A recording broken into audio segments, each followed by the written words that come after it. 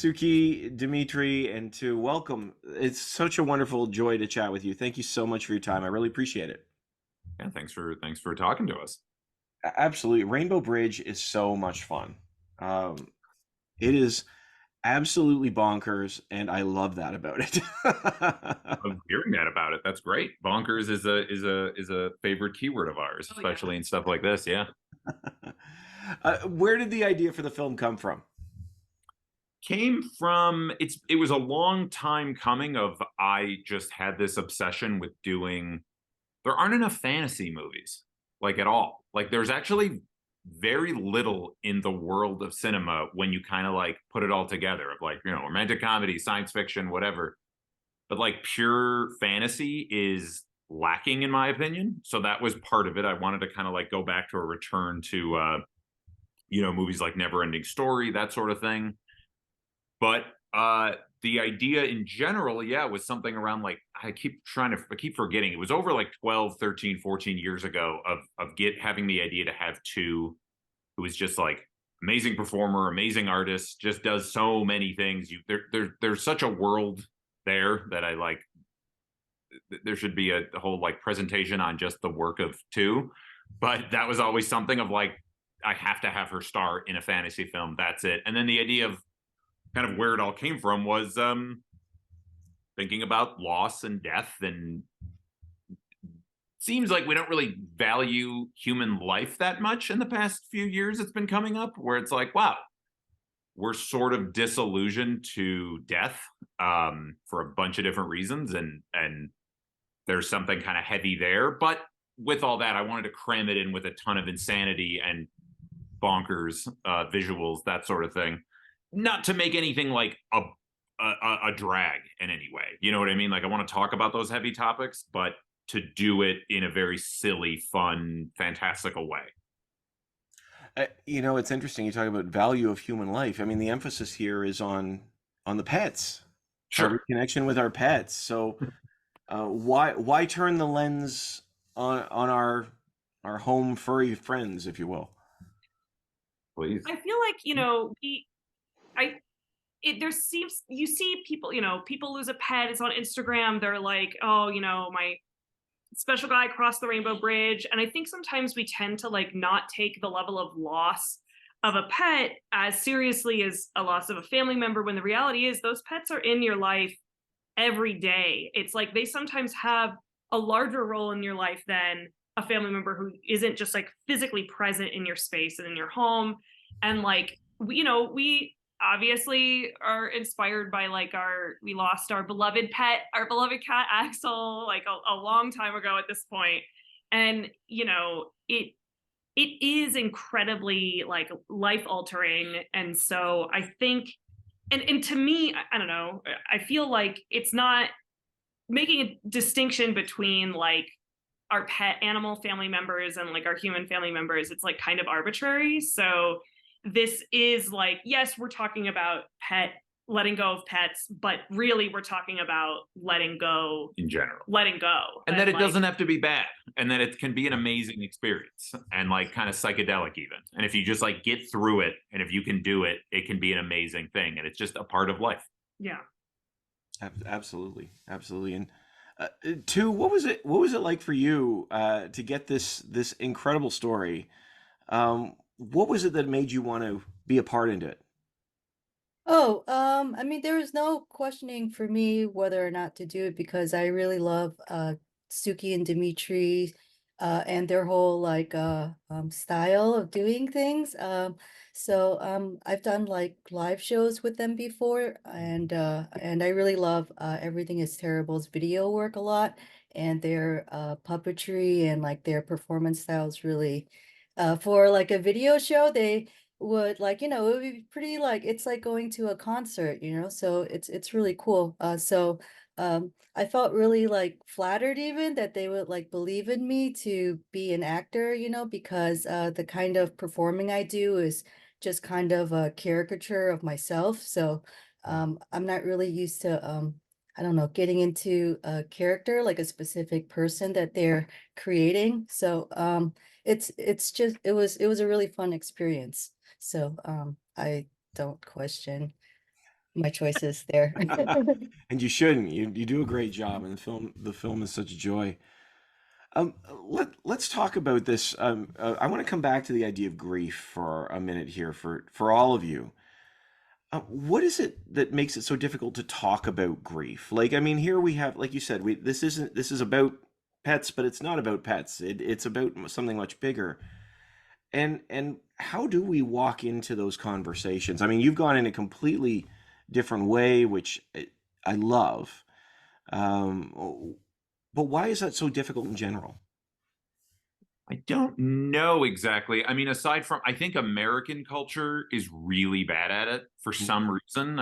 I don't know. Like, I mean, I think there's a lot of reasons, puritanical, whatever, but we just like sort of pretend that it doesn't exist. But I can't speak for other cultures outside of America besides Greek culture, which I'm very Greek, and grief and death and I want to say just like kind of the macabre in general is talked about a lot. Like every time I talk to my mother, it's like, oh, did you hear who died? You know, and it's almost like a topic of just like regular conversation, I think. I mean, you've heard me on the phone. I feel like I mean, I'm so glad you drew it back to Greek culture because I do think there is like grief is intrinsic, I think, in that culture. And specifically American culture around death, we're very distanced from death. I feel like there's when someone is experiencing grief, I think there's a desire to have them be better. Like it's just like you don't want to wallow in it. Like it's just like just move on. And like that's probably like a symptom of being in like a hyper capitalist society where it's like your productivity is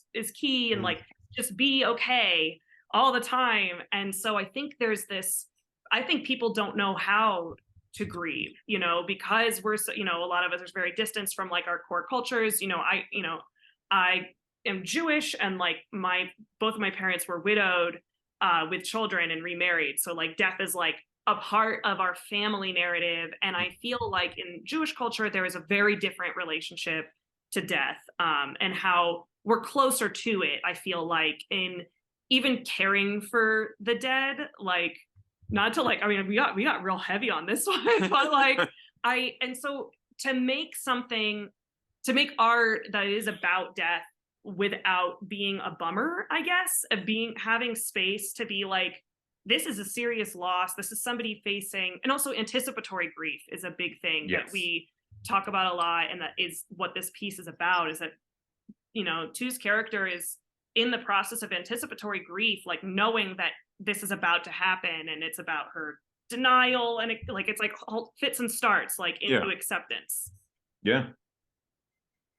Go ahead. Go ahead. No, you said it well. Too, you have anything?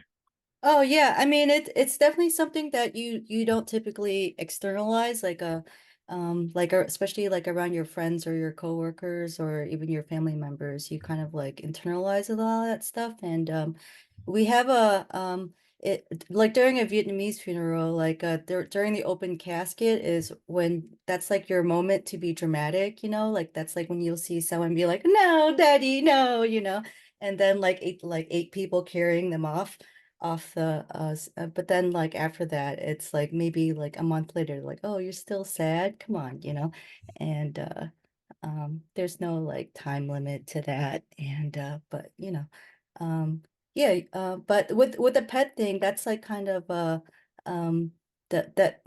relationship is like kind of the most unconditional, because like you guys you don't really speak, or you kind of think what they're saying, and that's kind of like the movie touches on that too, like not really knowing what they're saying, but like kind of assuming or like guessing just based on like their face or um how closely they're it's more physical. So yeah, that's grief. It is interesting because everybody does treat it a little bit differently. I think you're right though. On the broad scale, there's this expectation of just be okay. You've had the funeral now. Now we move on. And that's one of the things I like about this film, the fact that, I you were saying before, I think it was Suki said that it's anticipatory. we know it's coming, and it's a little bit different with your pets, as you were saying as well. To the relationship of how we deal with these emotions, there's some sort of barrier to speaking them Yeah. a lot of the times, which is so unbelievable because everybody deals with this. This is a universal experience. Right.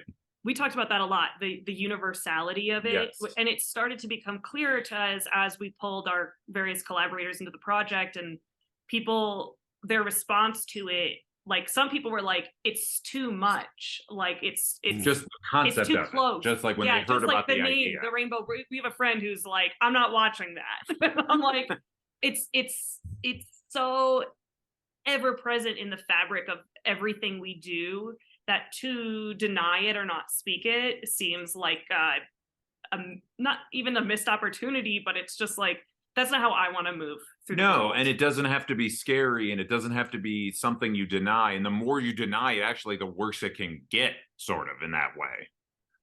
Where if you just let it be a part of life and accept it, and spoiler, in the short, when that beam bursts and it kind of like comes out of you, but it's also sort of like MeeMoo sort of in her forever. That's sort of meant to be like the metaphor there is like, no, MeeMoo will always be a part of her and kind of like always inside her. And that's it, I mean, I just think like, again, that's life. Absolutely. And one of the things you talk about in the film is this chat about a chapter of a life coming to a close. Yes. Yes. But the story is so much bigger. It's so much bigger than this one chapter. And again, hopefully not a bummer, hopefully silly and wacky and crazy, that shit, and just all those things that are just like, oh yeah, that's there, but I'm not being beaten over the head with it, No, it's embedded within the film, but the visual style is incredible. The performances are so off the charts fun, and it's just a joy. For all of you, what do you hope people take away from the Rainbow Bridge? I hope that people take away like a sense of that joy that I'm trying to convey. I think a little bit of just like, maybe they'll reflect on loss they've had in their life and maybe think about it in a more positive way, or just think about it in a more I don't know what I'm trying to say. Hopefully they'll say, I want that to be a feature film. I'd watch that. It was great. I think like for me, the main thing, that, once again, spoiler alert, when Tina and MeeMoo actually get to talk, the core thing is that MeeMoo doesn't want Tina to stay, in this grief state forever. Like the whole core of it is that life is so much bigger than this moment. And while in the moment it feels like the only thing, it's, the world is so much bigger than this exact moment, than this grief, and I think that's a super comforting part of grief, is that, while you don't want to feel isolated in it, it's like the world is continuously moving still around, like it's like a perpetual motion machine. Nothing is ever gonna stop, and that's constant opportunity, and that's joyful, and that's like something to look forward to. So I don't know. And I like what you're saying about reflecting on their own loss, specifically loss of a pet. Like even just watching it and thinking about their own version of MeeMoo, in their life, and like how special that relationship was. So, and that idea of screaming, the song at the end isn't meant to be like, cute. It's meant to be like really intense and insane. Screaming into the void a little bit. Screaming into the void, I think, is something we all should do more, and I'm hoping people come away with that. But again, very well said. Absolutely. And two, do you have anything you want in particular? Oh yeah. I mean, I hope everyone comes away with like a good memory of how cool it looks and how cute the dog is. And it's your dog is gonna die one day, that's unavoidable and inevitable. That's probably not something you want to think about, but it's also something that you will have to think about. And it doesn't have to be bad, like every tragedy is funny one day.